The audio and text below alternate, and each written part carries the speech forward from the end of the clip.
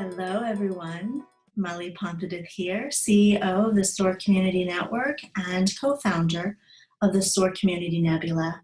As you know by now, we have launched a community, a hub, a movement where we're bringing all these conscious leaders from all walks of life together to connect, to learn, to share, to collaborate on how we're going to create greater social impact together and allow all human beings on this planet to thrive.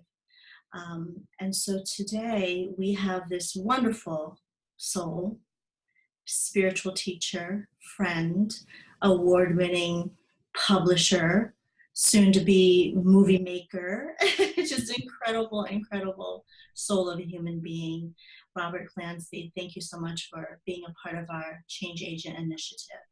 Well, thank you so much for having me here. And, you know, I feel your heart, and you are one of the most beautiful souls on this planet. And I am so honored that I actually got to hug you in person, even though I have to do it virtually today. Well, you graced our community with your presence when you came and you shared your insights with us during our annual summit. And we just really felt connected to your message. And so we want to continue that conversation. As you know by now, Robert, we have basically set this extraordinary goal this year of interviewing 1,000 champions of change agents in the world who are community building, who are practicing or sharing what mindful, thoughtful leadership is and looks like and feels like, and those that are helping organizations become self-sustaining, because we need all of those components for the world to work in congruency with the laws of the universe, with what it means for human beings to thrive. So what I would love to start off with is asking you, who are you and what do you do in the world? Well, I am just a mix of everything. So I feel anything is possible, but I own a marketing firm, Spiral Design, that I founded with my wife. I am also a best-selling author now. I'm a musician, a poet, and programmer. And I also am the co-host of the Mindset Reset Show with my beautiful co-host, Lisa Winston. And we have had some amazing guests on the show, and it's really just about those conscious changes that need to happen. Wrapping your career and your calling together is everything. So I mix it all together and come out with it and just guided to create light and love in the world. That's great. I love that we speak the same language unapologetically. Thank you so much for that. So Robert, when in your life have you been touched by an angel, if you will? When in your life has someone extended their hand or their hearts to you that either changed the course of your life forever or shifted a perspective that profoundly moved and transformed you? Yeah, you know, it happened at age 6. I was on this amazing trip with my family to Jamaica, and there was this man named Alex the Pool Man. And I was afraid of the water. I had fallen in a pool earlier than 6, and I was afraid of the water and afraid of swimming.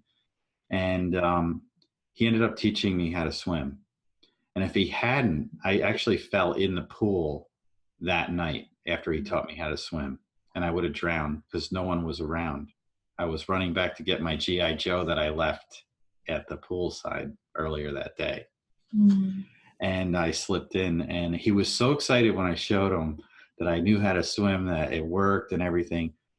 We walked along the beach, and he took me to, he was taking me to see shells and that he had collected that he sells to the tourists because he wanted to give something beautiful to my family. And he gave me a Coke bottle and a bag and said, as much as you can carry. You know, it was like treasure. So I was on this treasure hunt. Well, on the way, I saw a purple balloon in the water, and I went running for it. And the next thing I knew, I was flying through the air, had the wind knocked out of me. And it turned out that that was a Portuguese man-o-war jellyfish. Oh my gosh. And it ended up stinging him. It wrapped around his legs in the surf. And he got a piece of bamboo and got rid of it. And then came over to me, and I saw that it had gotten him. And he explained that if it had gotten me, I would have been no more. He said, little man, you'd be no more if this terrible creature touched you. And that's when I noticed the scars. And he told me that he risks his life to get coral to support these kids in his village. And I begged my parents after this that I wanted to go to this village. So they made an arrangement with the resort, and I was taken to the village. And when I got there, all the kids came out and they had tattered clothes. And it's the first time I saw poverty on that level. And I remember looking at Alex and I said, "Are you people poor people?" And then he taught me at that moment. He said, "Look at this beautiful view of Montego Bay and the water, and everything that we have is here." And there was this giant tree, and he said, "There's our tree of life," which was an avocado tree. And all the kids were getting fruit and bringing it to me. And I kept telling them, "No, I'm just like you." And then a village elder came out and put a palm leaf crown on my head. And then Alex put me on a donkey. And the kids followed this around the village singing a traditional Jamaican hymn. And I was treated like a prince. And I found when I left there, I asked my parents to take all of my clothes that they had packed on this vacation, and we gave it to Alex to take to the village. And that was my first, act of compassion, that I knew that there was something bigger, and he put that in my heart. So that was transformative for me. And understanding that we can extend that, and that you don't need much to be happy, because that's what those kids taught me. I found out last year from Daniel Brinkley, the author, when I was interviewed on his show, told him this story, and he said, "How old were you when this happened?" And I said, 6. He said, "Do you know what that ceremony is?" I said, "I have no idea. Last 30 years or 40 years of my life, I have no idea what that is." He said, "That's when they welcome a spiritual leader to their village. It's a Jamaican ceremony that emulates when Jesus came to Nazareth." That makes a lot of sense. Yeah, it does now. Because I've been on this now. journey my entire life. And that's how I became, aware, or to the realization that this is a bigger picture that we all stand on. Thank you for sharing that. What a beautiful, beautiful visual too. Like I mentioned offline, you're a wonderful, powerful storyteller. Just was with you there. So Robert, when you think of the characteristics of a community builder, a change agent or champion for change in the world, and you've traveled a lot, you've seen and you've met all kinds of people, some highly successful, some celebrities, some who have no names but faces and hearts that you connect with on the street, right?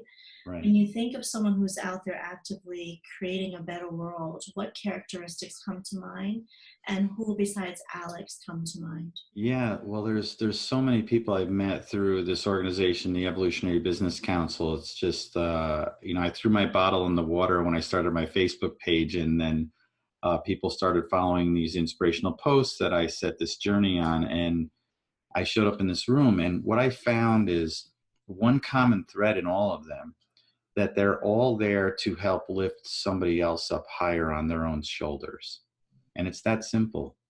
And everyone that I've met, from major celebrities to the average Joe on the street, when they take on that mantra, by lifting someone else up, you are going even higher yourself. And that's the beauty of all of it, and working together.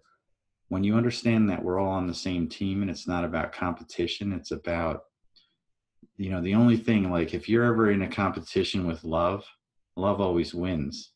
Love never loses. And you don't need to compete to win with love. And that's all it is. And that's what they bring to the table. That's great. That's great. It's always good to be among your peers and people who are like-minded, who have the same set of shared values, because it makes it easier to live on this planet when you have such positive support system, right? Because it's not easy. So I really appreciate that you shared that community with us. What causes, Robert, do you personally care about? How are you using your unique gifts and talents, your wisdom, all of these years of experience to contribute to those causes in the most meaningful ways? Well, believe it or not, this is my 30th year consecutively of volunteering with Hugh O'Brien Youth Leadership. And it's a group that teaches leadership through community service for high school sophomores. And they bring, this is all community funded. It's all grassroots that we raise this money. It's about, anywhere between $80,000 and $100,000 a year to put a 3-day conference together at a college where we bring 230 high school sophomores, about 60 staff members, about 60 community leaders together. And it's like a fireworks display that happens. And I'm the only volunteer in New York State that has been to all 30 seminars. And this year, they're going to be presenting or honoring me at this conference, which I've been in long enough now that most of the volunteers and staff members that are adults were students that went through this conference. That's incredible. Congratulations, by the way. What a wonderful, wonderful opportunity. And thank you for all that you do. So Robert, when you are out there in the world and life sometimes gets us down, or we have challenges in life that we can't control, can you share a philosophy or a quote or saying that just resonates with you every time and keeps you going? Yeah, there's a few. As you know, I'm a wordsmith, so I get my words from, I download them and just, they come to me. And I've written so many. I've written 67,000, but a few of them, one of them popped into my head today. It was on leadership, and I know that this one is resonating. It's you often find great leaders at the top of a mountain looking back upon their challenges, but often the greatest leaders are the ones that are at the foot of that summit helping others reach it. All hearts come in one size, large, makes yours is filled with love and compassion, and when it overflows with that love and compassion, it may accidentally spill over onto others. Paying it forward is an expense we all can afford, and one humanity cannot afford to live without. It's all about paying it forward, lifting others, and understanding that you have everything that you need within your heart and your soul to share with others, your beauty in life. Life is challenging. I can't say it's not, but that's what makes it interesting. That's what makes it just a fun experience. And even with the downtime or the negative things that happen, there's always something to be learned there. And I've experienced it time and time again. And my mother was diagnosed with cancer. And this is a woman who lived her entire life with a smile on her face. Cancer took her smile. Then she developed dementia. Shortly after that, she forgot she had cancer. There's your silver lining. And even though my sister and my brothers were thinking, oh my God, she's not going to remember who we are, she remembered who we were. She forgot that she had cancer, and she lived the rest of her days with a smile on her face. And I know it extended her life. So there's always a silver lining to be had. And that's one thing that you should always look for. Words of wisdom. Thanks for all that. Thanks for all the downloads and sharing that with us. Robert, as we come to the close of our interview, could you let our viewers know how they can connect with you and also learn about the causes that matter to you? Sure. So my main website is guidetothesoul.com, and on there are links off to my other initiatives and different things. And mindsetresettv.com is the show. And HOBY, the Hugh O'Brien Youth Leadership Organization I mentioned, is HOBY.org, and it is in 35 or 37 countries around the world and every state in our country. And you can volunteer with some of the most enthusiastic, positive, light-filled beings on this planet if you volunteer for this group. That's fantastic. Robert, thank you so much for your time. I really, really, truly appreciate your friendship and all the great work that you're doing. Continue to inspire us. Continue to uplift us with your words. We know that they are divinely channeled, and it's much, much needed in our world. For those of you watching, thank you again. I hope you enjoyed our time with Robert Clancy. And if you would like to learn more about the SOAR Community Network or the SOAR Community Nebula, please go to SOAR, SOAR, communitynetwork.com and learn more about the great things we're doing. If you're interested in becoming a Change Agent member or partner, please just give us a call, email us, and we can tell you more. Thank you so much for your time. Robert, thank you. Appreciate you always. Yes, thank you so much. Thank you, thank you. Okay, we'll be in touch.